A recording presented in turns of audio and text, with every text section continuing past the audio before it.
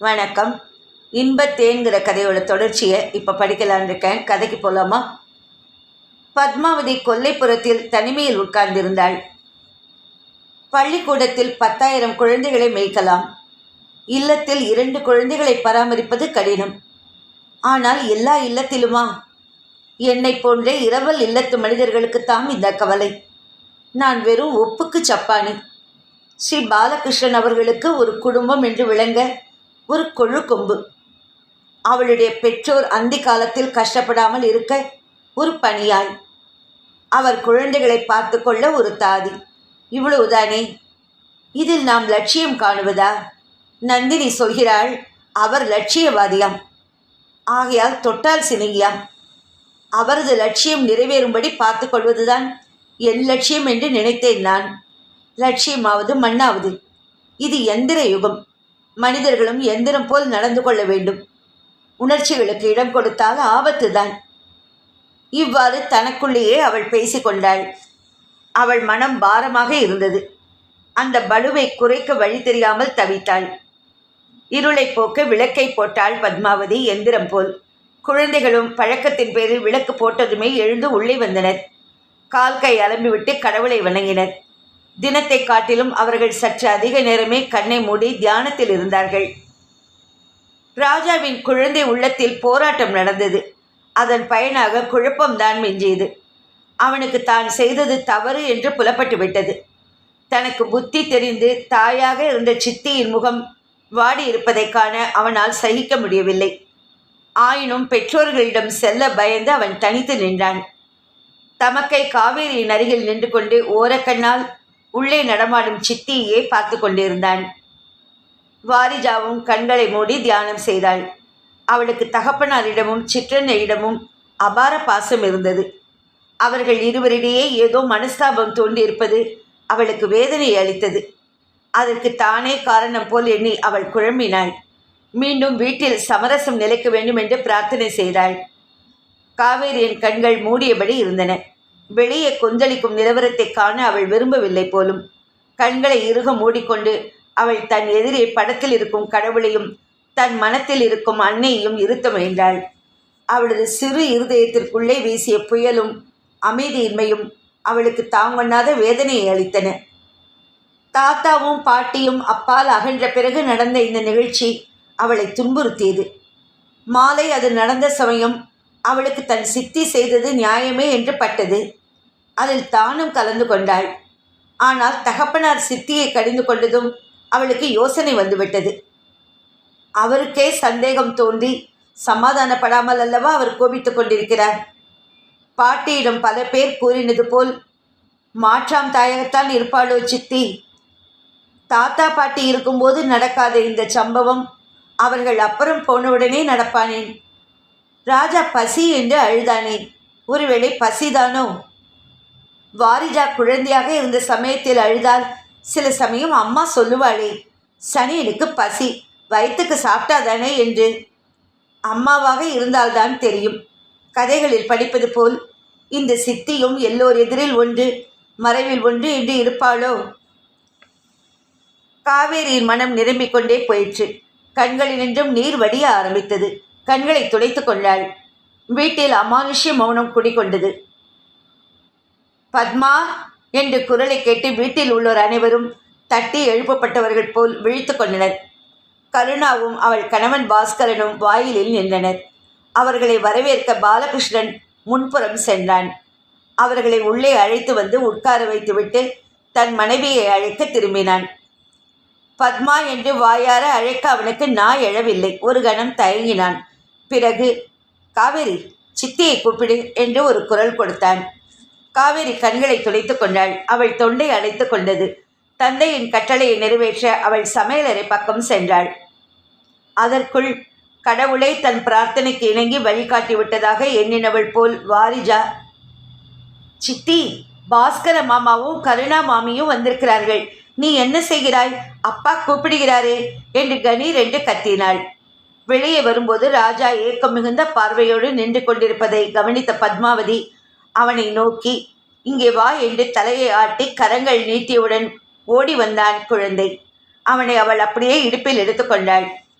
இந்த காட்சியை பார்த்து கொண்டே அங்கு வந்த காவேரியின் கண்களில் நீர் துளித்தது. அவள் கேள்விகளுக்கு அந்த கணமே பதில் கிடைத்துவிட்டது. இந்த காவேரி, எதற்கடி அழுகிறாய்? அசடே, அப்பா என்னை அடித்து விட்டாரா, கொன்று விட்டாரா?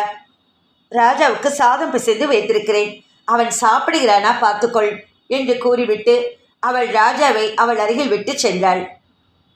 லலிதா வந்திருக்கிறாளா என்று தயங்கி கேட்டாள் காவேரி. பார்க்கிறேன், முதலில் முகத்தை அலம்பு. இந்தா ராஜா, சமத்தா சாதம் சாப்பிடுகிறாயா என்று கேட்டுவிட்டு காவேரியை அணைத்து அவள் கன்னத்தில் ஒரு முத்தம் கொடுத்துவிட்டு அகன்றாள் பத்மாவதி. சம்சாரம் ரொம்ப பலுவு போலிருக்கிறது என்று கேலி செய்தாள் கருணா.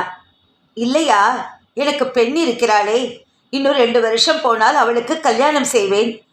இன்னும் 4-5 வருஷங்களுக்குள் நீ உன் பிள்ளையை பள்ளிக்கூடம் சேர்த்து படிக்க வைப்பதற்குள் நான் பாட்டியாகவே ஆகிவிடுவேன், இல்லையா என்று வேடிக்கையாகவே பதில் உரைத்தாள் பத்மாவதி. எல்லோரும் சிரித்தனர். பத்மாவதி அகஸ்மாத்தாக பார்வையை கணவன் பக்கம் ஓட்டினாள். அவன் முகம் சுண்டி களை இழந்து இருப்பதை கண்டாள். அவள் நெஞ்சம் சுருக்கென்றது. உடனே அவள் பரபரப்புடன் எழுந்து உள்ளே சென்றாள்.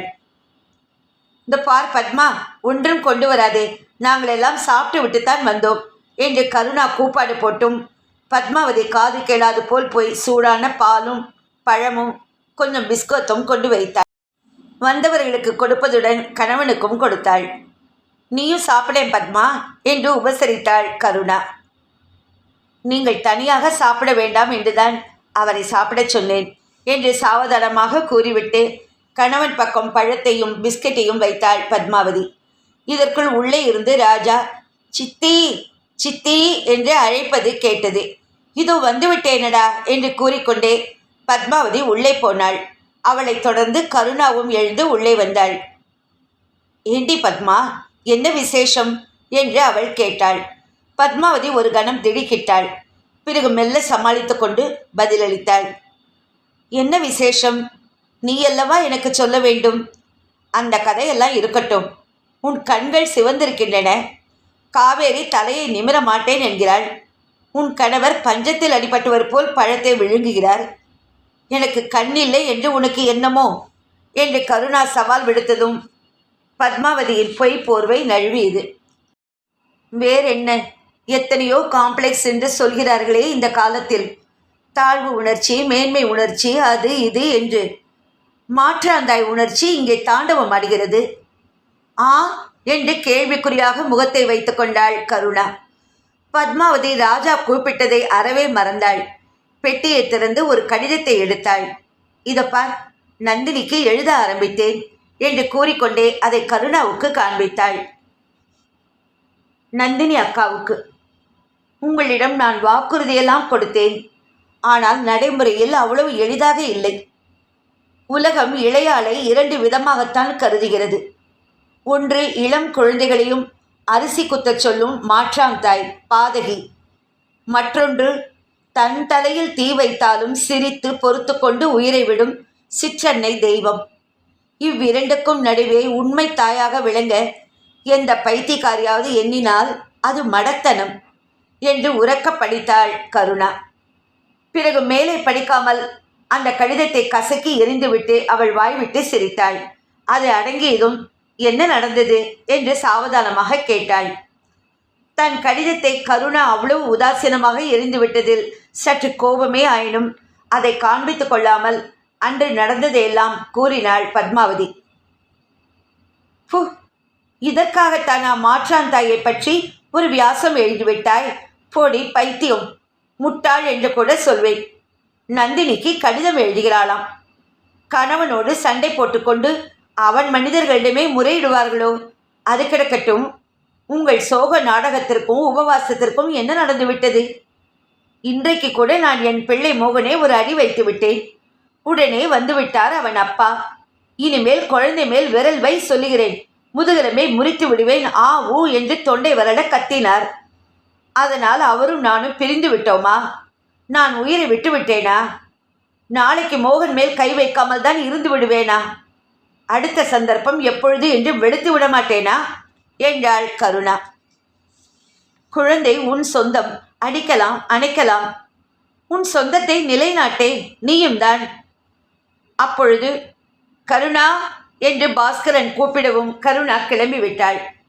இதை பார் பத்மா, உனக்கு மனசில் ஏதாவது கிளேசமோ வருத்தமோ இருந்தால் என் அம்மாவிடம் போ.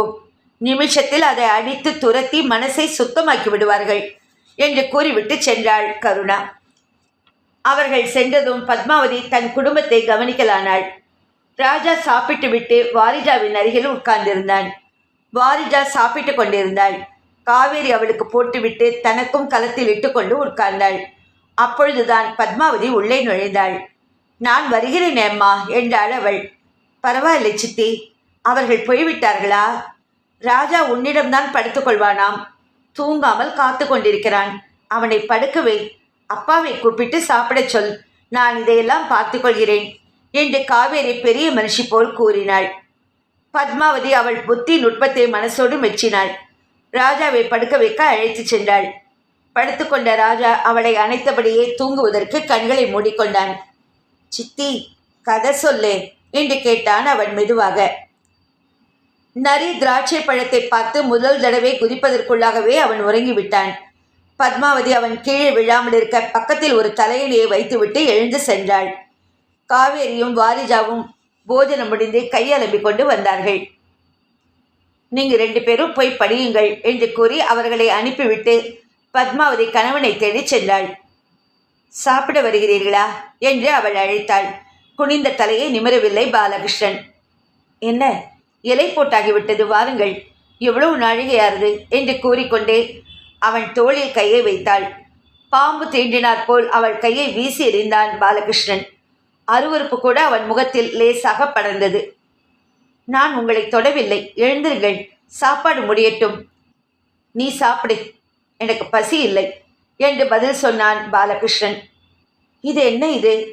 நீங்கள் சாப்பிடாவிட்டால் நான் சாப்பிட மாட்டேன். அப்புறம் குழந்தைகளும் சாப்பிட மாட்டார்கள்.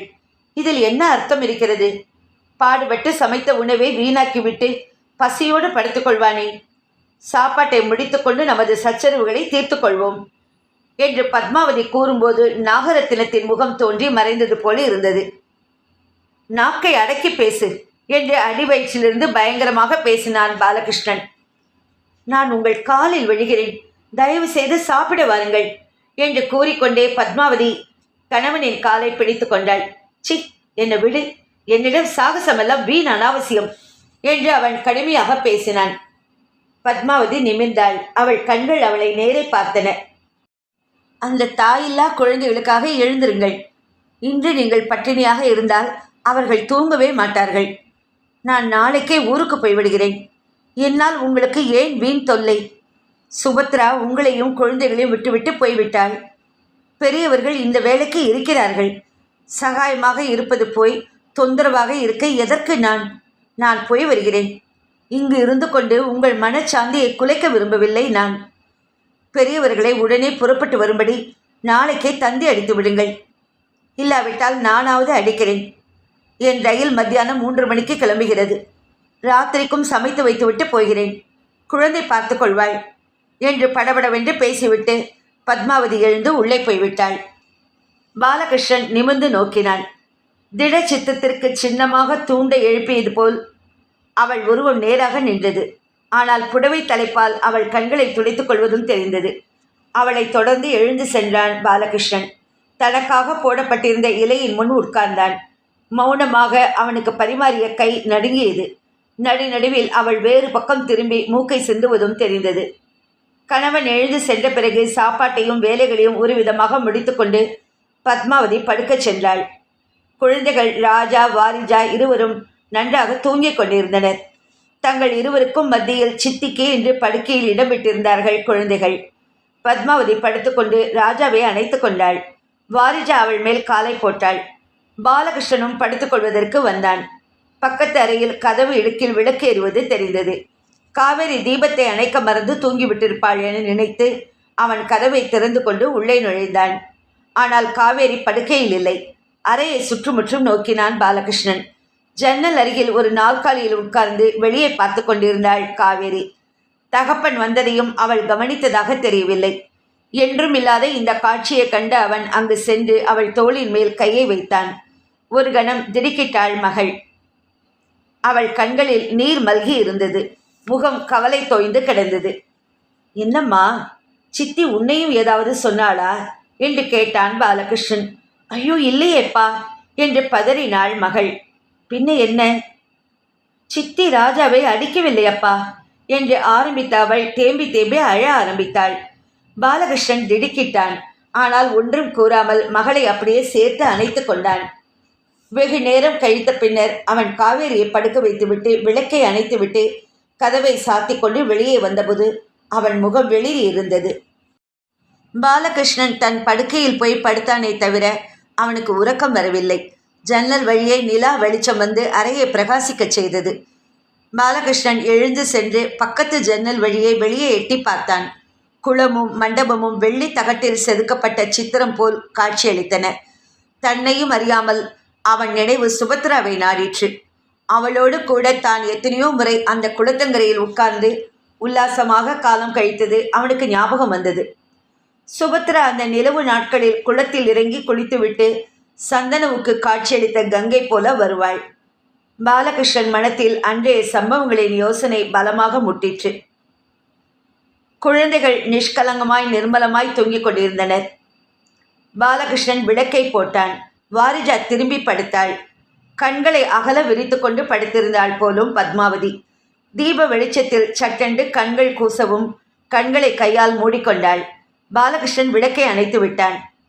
அவன் அவள் படுக்கை அருகில் சென்று அவள் கையில் மெதுவாக தட்டினான். அவள் எழுந்தாள். ராஜாவின் அணைப்பை மெதுவாக விலக்கிவிட்டு அவள் எழுந்து கணவனின் அருகில் நின்றாள். நிலவை பார்த்தாயா? வா, குளத்தங்கரை வரை போவோம் என்று பாலகிருஷ்ணன் அவளை அழைத்தானே தவிர அவள் வருவாள் என்று அவன் நினைக்கவில்லை. குழந்தைகள் என்று அவள் மெதுவாகவே கேட்டாள். வெளிக்கதவை பூட்டி கொண்டு போவோம், அவர்கள் எழுந்திருக்க மாட்டார்கள் என்று அவன் பதிலளித்ததும் இருவரும் கிளம்பினார்கள். குளத்தங்கரையில் மண்டபத்தின் ஒரு தூணில் சாய்ந்தபடி அவ்விருவரும் அந்த நிர்மலமான தன் எழிலை மௌனமாக அனுபவித்தனர். குளத்திலே தோன்றிய சிறு சிறு அலைகள் வெள்ளி மீன்கள் துள்ளுவது போல் காட்சியளித்தன. பாலகிருஷ்ணன் கையை நீட்டி மனைவியின் கரத்தை தேடினான். அவள் அருகில் வந்து அவன் தோள் மேல் சாய்ந்து கொண்டாள். பாலகிருஷ்ணன் ஒன்றுமே பேசவில்லை. குளத்தை பார்த்தபடி அவன் அசையாமல் உட்கார்ந்திருந்தான். பத்மாவதி மெதுவாக நிமிர்ந்து பார்த்தாள். ஒரு சமயம் அவன் தூங்கிவிட்டானோ என்ற சந்தேகம் அவளுக்கு. நான் தூங்கவில்லை பத்து என்று கனிவுடன் பேசினான் பாலகிருஷ்ணன். என்ன யோசிக்கிறீர்கள் என்று பத்மாவதி மெதுவாக கேட்டாள். தன்னை சுற்றி நிலவும் தெய்வீக நிசப்தத்தை கலைக்க விரும்பாதவள் போல். ஒன்றுமில்லை என்று கூறி பெருமூச்சு விட்டுவிட்டு நிமிர்ந்து உட்கார்ந்தான் பாலகிருஷ்ணன். எனக்கு தெரியும், நீங்கள் சுபத்ராவை நினைத்து கொண்டிருக்கிறீர்கள், சரிதானே என்று கேட்டாள் பத்மாவதி. இல்லை இல்லை, அதெல்லாம் ஒன்றுமில்லை, இயற்கைதானே, இதை என்னிடம் மறைப்பானேன்? எனக்கும் தான் அவளை பற்றி சற்று சொல்லுங்களேன், தெரிந்து கொள்கிறேன் என்று கேட்டுக்கொண்டாள் பத்மாவதி. என்ன பத்மா, உண்மையிலா நீ அவளை பற்றி தெரிந்து கொள்ள விரும்புகிறாய்? நீங்கள் உங்கள் பழைய கால எண்ணங்களை கொஞ்சம் மாற்றிக்கொண்டால் நலம். அவள் என்ன பூதமா பிசாசா? அவள் என்ன செய்தாள்? அவளை பற்றி எனக்கு ஏன் தெரிய வேண்டாம்? நீங்களும் அவளும் இங்கு அடிக்கடி வருவீர்கள் அல்லவா? அவள் குளத்தில் குளிப்பாள் அல்லவா? ஆமாம், உனக்கு எப்படி தெரியும் என்று பாலகிருஷ்ணன் ஆச்சரியத்துடன் கேட்டான். நீங்கள் நந்தினியோடு பேசிக்கொண்டிருந்தது காதில் பட்டது. அவள் எப்படி இருப்பாள்? அவள் மிகவும் துணிச்சல்காரி. குதிரை சவாரி செய்வாள், சைக்கிள் விடுவாள், சமுத்திரத்தில் நீந்துவாள். முத்து ஒன்றுதான் குளிக்க மாட்டாள் என்று வைத்துக்கொள்ளேன் என்று கூறி சிரித்தான் பாலகிருஷ்ணன். அவள் குழந்தைகளை எப்படி வைத்து கொண்டிருந்தாள்? நன்றாக வைத்துக்கொள்வாள், அவளுக்கு தெரிந்த மட்டில். அப்படி என்றால் அவள் ஒரு மகா துருதுருப்பை. ஒரு நிமிஷம் கையோ மனசோ சும்மா இருக்காது. வீட்டில் பொருந்தியிருந்து அவளால் செய்ய முடியாது. ஆனால் அவர்கள் பேரில் உயிரே வைத்திருந்தாள். அவள் அவர்களை அடிக்கவே மாட்டாள் அல்லவா என்று பத்மாவதி கேட்டாள். பத்து, நான் சொன்னதை மனசில் வைத்து கொண்டு விட்டாயா? ஏதோ என்னை அறியாது கோபம் வந்துவிட்டது. அது சகஜம்தான் என்று கூறி இழுத்தாள் பத்மாவதி.